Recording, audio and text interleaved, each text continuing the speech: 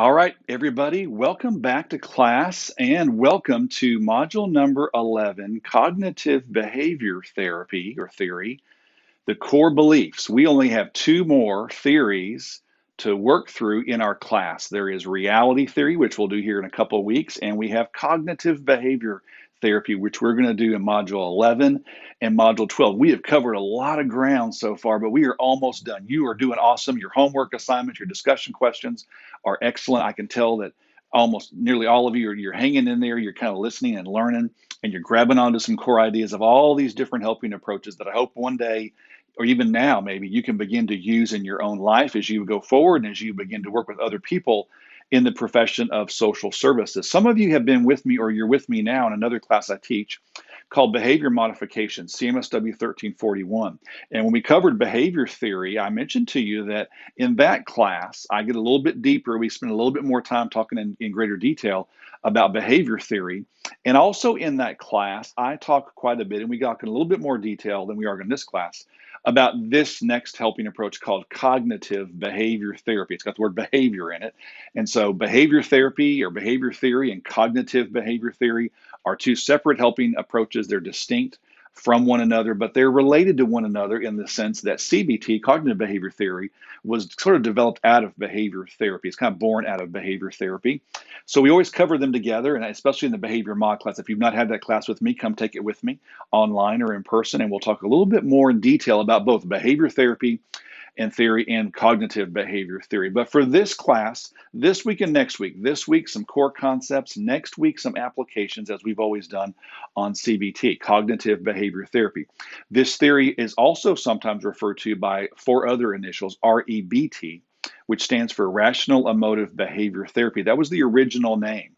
When a man named Albert Ellis developed this unique helping approach, he initially called it REBT, Rational Emotive Behavior Therapy. When you read in your textbook chapter this week, you'll see that Gerald Corey, who wrote our textbook, he uses the terms interchangeably, CBT and REBT, so don't let that throw you off when you look through this chapter in our textbook.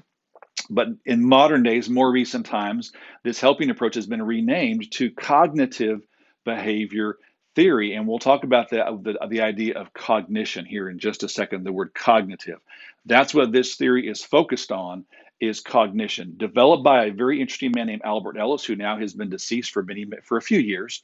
Ellis, like many people in his generation, Ellis was trained in traditional Freudian psychotherapy and psychoanalysis. And as a young man, he quickly realized that he was not comfortable with that. It didn't fit with who he was as a person.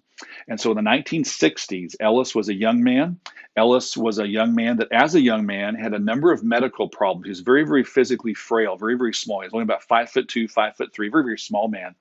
And he grew up in New York City in a family that had lots of issues, like many of us do. And so he was kind of a sheltered person. He kind of raised himself in many, many ways, and graduated from high school early, graduated from college early, just a very, very bright individual, very, very bright man. And through his own personal experiences, through his own personal self-exploration, one of the things that Ellis realized is he got really, really interested in this thing called cognition. Now, at his time in the 1960s, that was when the field of psychology was really getting interested in not just our brain, but how does it work? And this thing called thinking, this thing called beliefs, cognitive behavior. Ellis kind of transitioned, he became what we call a behaviorist. He kind of went from being a Freudian psychoanalyst. He became more of a behaviorist, kind of in the 60s. Behavior theory that we've already talked about in this class was kind of the rage at the time. And he became interested in behaviorism and became a behaviorist, we would say. He was a therapist. And as he began to work with his clients, he began through his own personal reflection in his own life. He realized that Ellis, in his own life, he realized that he had picked up through his childhood many, many unhealthy negative messages that in his head, they were all in his head, right? And Ellis realized that through his own personal experiences that a lot of times when he was struggling, part of why he was struggling was because of how he was talking to himself. And at that time in the field of counseling and psychology, it was kind of radical. I mean, again, everybody was kind of wrapped up in more traditional Freudian ideas. And so this idea that the way in which we talk to ourselves and the way in which we believe or that we think, that it has an influence on how we act and how we feel, was really something that Ellis helped develop and bring forward. And he developed this thing called cognitive behavior therapy. Ellis, basically, the bottom line with this theory is this: the core of our problems is not what happens to us. The core of our problems is not what happens to us. It's what we tell ourselves about what happens to us. It's not what happens to us that causes us our greatest distress. It's what we believe or think or tell ourselves about those events. That's the problem. Because as Ellis would say if he were alive today, life happens to all of us.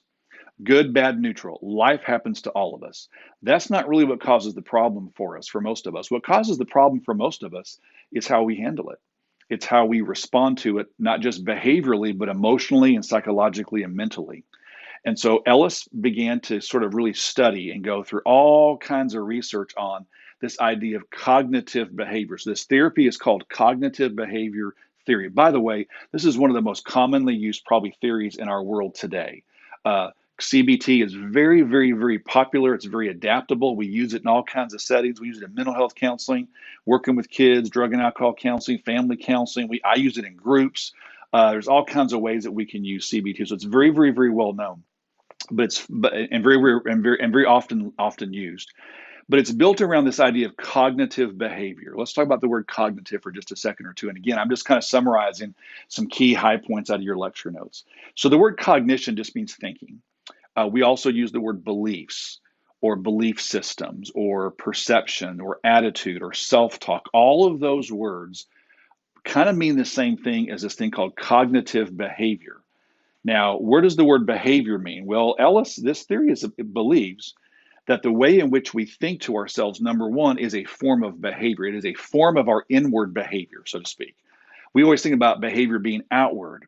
Well, this theory says, well, the way in which we talk to ourselves, our cognition is behavior. That's one thing. That's one reason why this theory is called cognitive behavior therapy.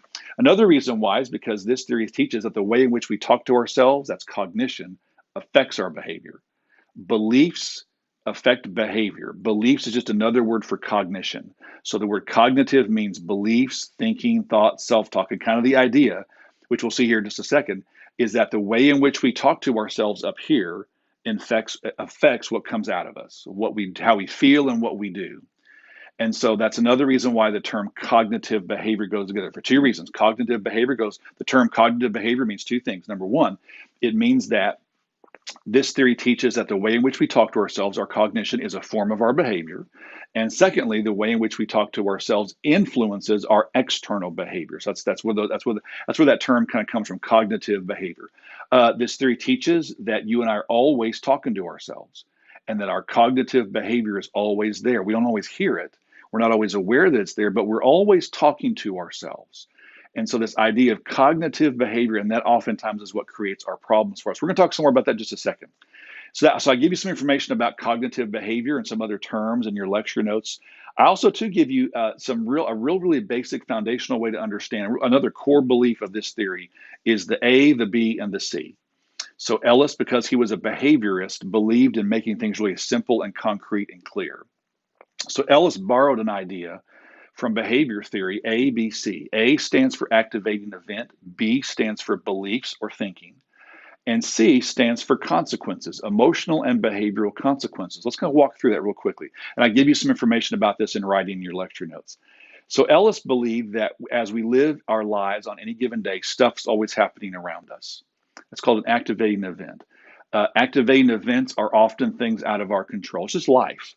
It is the traffic that we endure. It is the cloudy weather outside. It is the flat tire on my car. It is whatever it may be. It's my professor showing up late to class. It's just life. My kids being grouchy and giving me a hard time.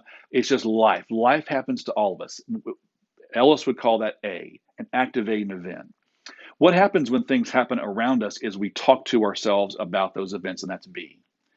Activating event happens, and what happens? I tell myself or I believe something about what's happening around me. I give meaning. We give meaning to the light, to the world, and to life around us. How do we do that? We do it internally. We give meaning to things. Do I like this? Do I want this? Is this good? What does this mean? this cognitive conversation, this perception that we're always giving meaning to what's happening around us. And that's B. B stands for beliefs. Now, again, the word beliefs we could also use the word cognition, self-talk, thinking, thoughts. All of that goes under B. Something happens around me. I wake up one morning and it's pouring rain outside. That's A. In my mind, I give meaning to that event. Maybe I'm glad that it's raining. Maybe I was going to get out and mow the yard. My wife has been getting on me to mow the yard, and now it's raining. I can't mow the yard. Oh, darn, right? So in some days, a rainy morning, the meaning I give to it could be positive. I could say, good. Maybe it's Saturday morning. I can roll back over and go back to sleep. Or it could be that I wake up and I've got to get to work. I've got to drive 20 miles to get to work. I'm running late, or I was going to get out and it's raining, and maybe the fact that it's raining is kind of a negative thing. Well, what makes it negative? Well, my perception makes it. What do I believe? What does it mean to me? What does the rainy morning mean to me individually in that moment? In some instances, maybe it's a good thing. That's the meaning I give. That's B. In some instances, maybe it's a negative thing, or maybe I don't care. All of that is B. All of that is our belief. All of that is our self-talk. It's our perception. It's our attitude. It's our cognition. Something happens around me, that's A. I tell myself, or I believe something about that event or those events, that's B. And here's a key idea. The BC is like a core key idea with this theory. This is part of what made Albert Ellis kind of famous, also controversial.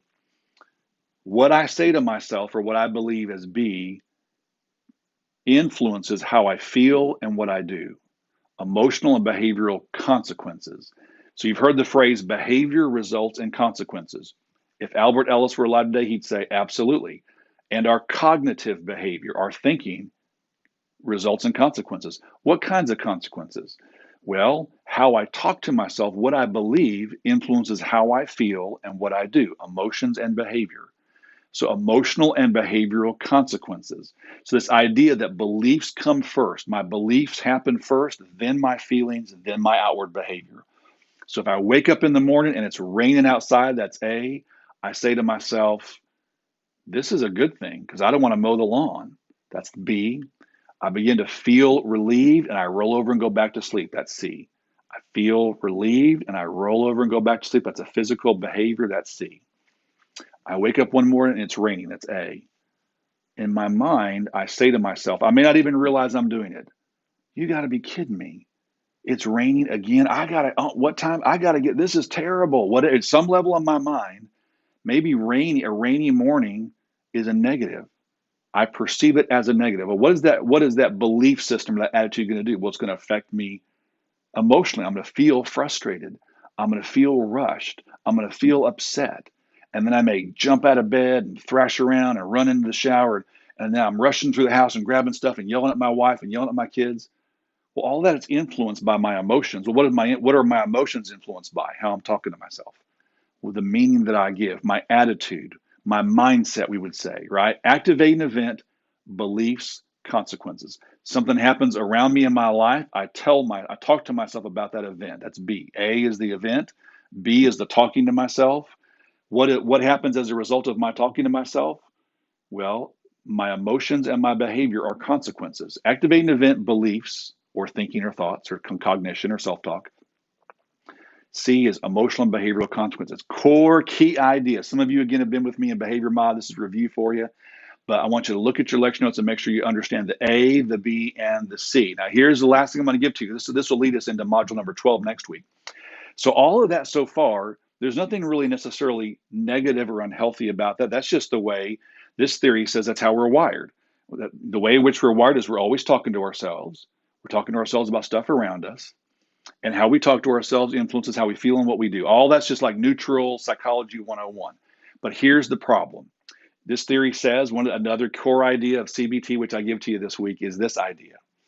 We have an unhealthy tendency, every single one of us, and our unhealthy tendency is to engage in negative self-talk. This theory teaches that for most of us, it's easier for us to be negative or unrealistic or pessimistic in our mind than it is to be healthy and realistic and optimistic. There's something about the human condition and human nature where it's easy. It's easier for some of us more than others to be negative in the way in which we talk to ourselves. So we engage in negative self-talk. Sometimes we use the word irrational belief. Sometimes we use the word cognitive distortions or the word thinking errors. So the problem is, if you want to go back to the A, the B, the C, this theory would say our problem is not at A.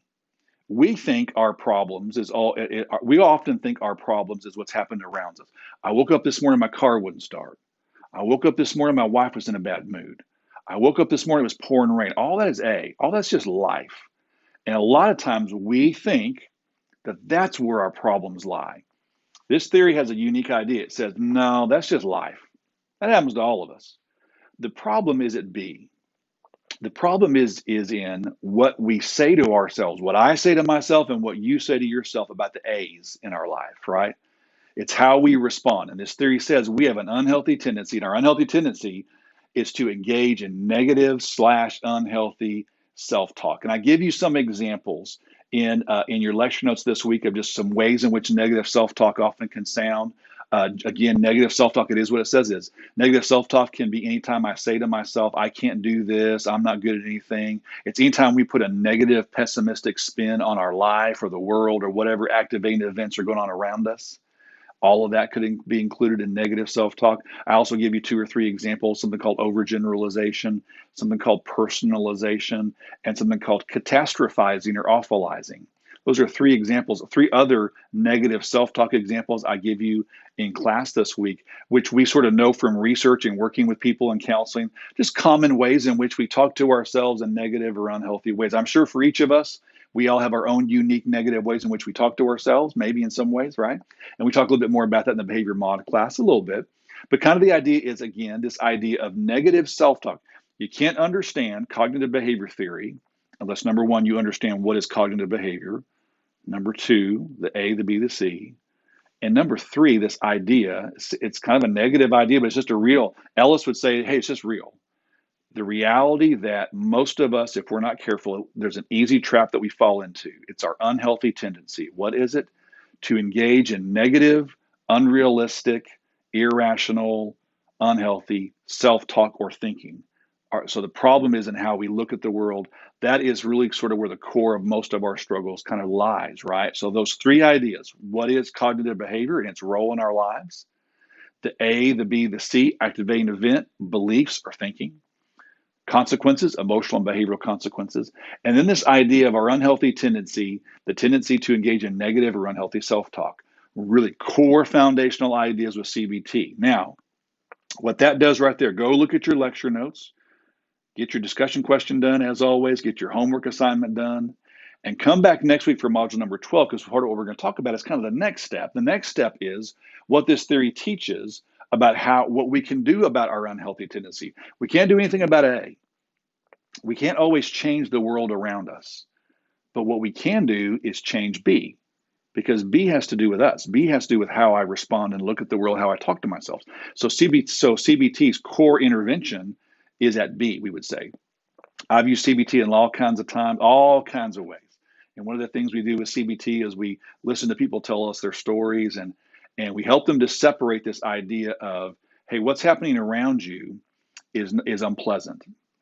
But you may not have a lot of control over what's happening around you. What you do have control over is you and how you respond to what's happening around you. So how could that look? So we'll talk a little bit more in module number 12 about cognitive restructuring, and we'll talk a little bit about how we can help people then to change their negative self-talk as a way to then feel differently and act differently. It's the core foundational idea when it comes to CBT. So this is module number 11. Come back next week for 12. I will see you then. Have a great week this week.